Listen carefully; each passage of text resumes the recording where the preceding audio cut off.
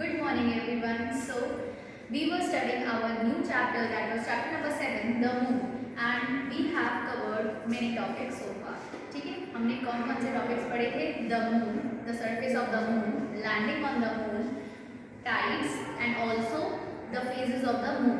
ठीक है, ये सारे टॉपिक्स अभी तक हम पढ़ चुके हैं. Today we are going to study the new topic, that is eclipse. Eclipse के बारे में जानेंगे. एक्लिप्स के बारे में जानने से पहले हम एक बहुत नॉर्मल सा कॉमन सा फिनोमेना पढ़ेंगे जो कि आप अभी भी अपने आसपास उसको देख सकते हो, एक्सपीरियंस कर सकते हो. ठीक है, सो आपने देखा होगा कि जब भी कोई भी सोर्स ऑफ लाइट है, अगर सोर्स ऑफ लाइट के सामने अगर आप खड़े हो जाओ या फिर आप कोई भी ओपेक ऑब्जेक्ट को रख दो तो क्या होगा, वो लाइट की पाथ को ब्लॉक कर देगा और उसकी वजह से उस ओपेक ऑब्जेक्ट के जस्ट अपोजिट साइड पे ही उसकी क्या बनेगी, शैडो. ठीक है, सो कुछ इस तरीके से ही हमारा एक्लिप्स भी काम करता है. अब एक्लिप्स क्या होता है? तो एक्लिप्स होता है ग्रहण. ठीक है, जो आप नॉर्मल लाइफ में सुनते होंगे ग्रहण, तो वो ही होता है हमारा एक्लिप्स. एक्लिप्स भी कुछ इस तरीके से ही शैडो ही फॉर्म करता है. ठीक है, शैडो होती है वो किसी भी चीज़ की. अब इसमें हमें ये पढ़ना है कि जब भी सन की जो लाइट होती है, सन की जो सूरज की जो रोशनी होती है, जब भी उसका पाथ कोई ब्लॉक कर दे, ठीक है, और किसी प्लैनेट पे ना पड़ने दे, तो तभी हमारा एक्लिप्स अगर होता है. थोड़ा सा और डिटेल में पढ़ते हैं एक्लिप्स के बारे में. ठीक है, so there are majorly two types of eclipse. First one is the solar eclipse and the second one is the lunar eclipse, जिसको हम हिंदी में सूर्य ग्रहण और चंद्र ग्रहण के नाम से जानते हैं. The word lunar is used for moon. ठीक है, पहले भी आपको वीडियोस में मैंने बताया है, जो ल्यूनर वर्ड है वो हम मून के लिए यूज़ करते हैं. अब ज़रा डायग्राम से समझते हैं कि हमारा सोलर एक्लिप्स कैसे क्या होता है और कैसे वो फॉर्म. मैंने क्या बोला कि सोलर एक्लिप्स में क्या होता है बेटा, कि the sun and the earth के बीच में कौन आ जाएगा, द मून. ठीक है, the moon blocks the light coming from the sun and cast its shadow on the earth.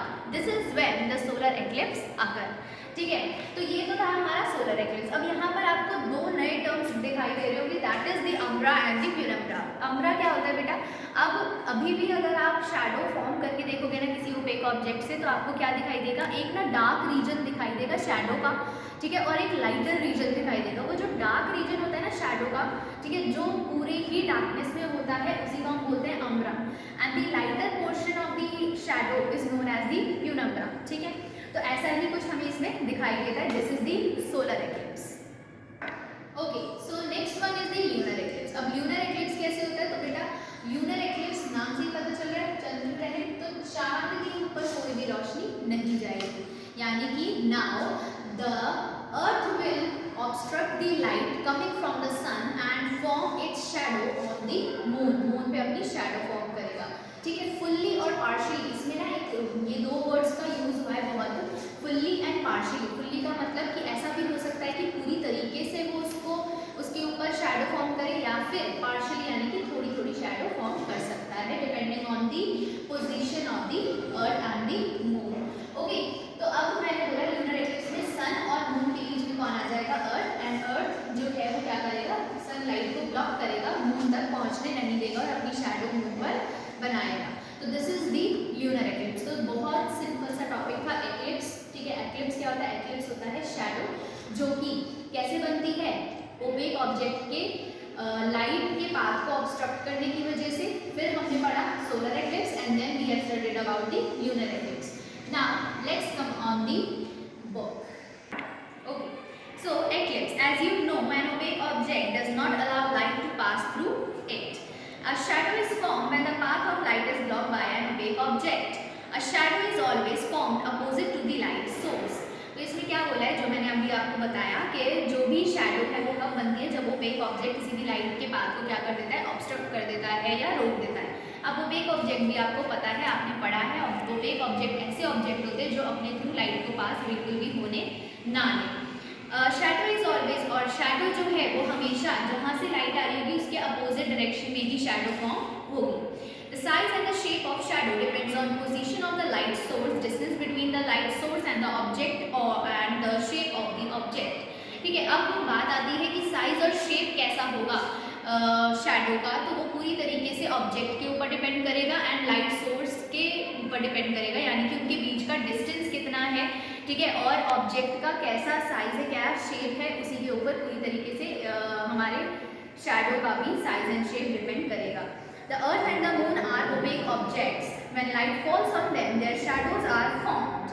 Then eclipse is a shadow that makes the moon or the sun fully or partially invisible for some time. तो eclipse क्या है बेटा, एक shadow है जो कि moon या सन को कुछ टाइम के लिए फुल्ली या पार्शियली क्या कर देता है, इनविजिबल कर देता है कुछ टाइम के लिए, ठीक है।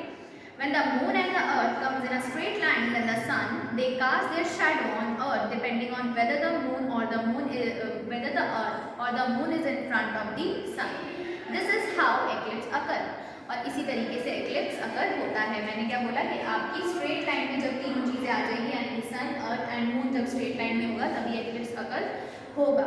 And the eclipse are of two types, the lunar eclipse and the solar eclipse. Then come on the next topic, that is lunar eclipse. Lunar eclipse, lunar eclipse, when the earth comes in between the sun and the moon, it blocks the sunlight from reaching the moon and cast its own shadow on the moon. ठीक है, जैसे मैंने आपको lunar eclipse में बताया कि जो अर्थ है वो हमारे मून और सन के बीच में आ जाता है और अपना जो शैडो है अर्थ किस पे कास्ट करने लग जाता है, मून पे। Then this is called the lunar eclipse और the eclipse of the moon. Then a lunar eclipse can be partial, some part of the moon can be seen, or total, the moon is completely hidden, and it occurs only on full moon night. ठीक है, बहुत ध्यान से सुनना है और ये बात अपने दिमाग में रखनी है कि lunar eclipse जो है वो हमारा full moon night वाले दिन ही होगा, ठीक है। It can be viewed with the naked eye. अब जो lunar eclipse है उसको हम naked eye से देख सकते हैं, हम easily उसको विजिबल हम देख सकते हैं, हमें कोई प्रॉब्लम नहीं होगी। बट अगर आप सोलर एक्लिप्स की बात करें तो सोलर एक्लिप्स में आपको बोला भी गया होगा कई बार कि it is harmful for our eyes to directly look at the solar eclipse, ठीक है। Then every year there are at least 2 lunar eclipse, हर साल 2 कम से कम भी ल्यूनर एक्लिप्स हमारे अकर होते हैं। Then next come on the next topic, that is the solar eclipse. When the moon comes in between the sun and the earth, it casts its shadow on the earth's surface and partly or wholly hides the sun. ठीक है, अब होता क्या है कि solar eclipse में moon जो है वो हमारे सन और अर्थ के बीचों बीच आ जाता है और जो सन की जो रोशनी होती है उसको क्या कर देता है बेटा, ब्लॉक कर देता है, and it cast its shadow on the earth. Then a solar eclipse takes place only on a new moon day and it is of very short duration. New moon day वाले दिन ही हमें solar eclipse देखने को मिलेगा और काफ़ी थोड़े से ड्यूरेशन के लिए ही होता है। Then a solar eclipse can be partial, some part of the sun is seen, or total, the sun is completely hidden.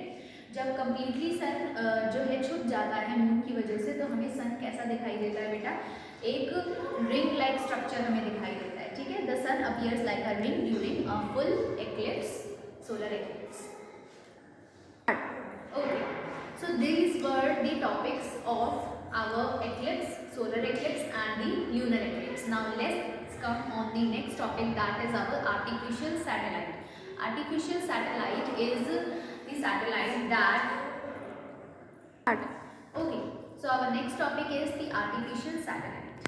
Artificial satellite are man-made objects that orbit the earth. Artificial satellite क्या होते हैं बेटा, man-made object है और वो अर्थ के around ही क्या करेंगे, ऑर्बिट करेंगे। These satellites are launched by powerful rockets in order to overcome the earth's gravity.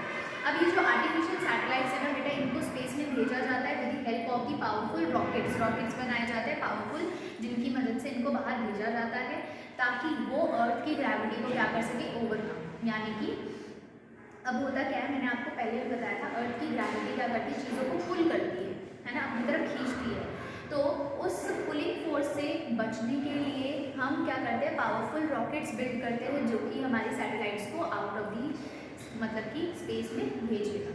Then Sputnik 1 was the first man-made satellite launched by Russian scientists. Russian scientists ने Sputnik 1 नाम की सैटेलाइट बनाई थी। Aryabhata was the first Indian satellite. Indian satellite में अगर बात करें तो Aryabhata was the first satellite launched in 1975. अब कुछ इंडियन सैटेलाइट्स के नाम यहाँ पर गिवन है, वो आपको याद करने हैं।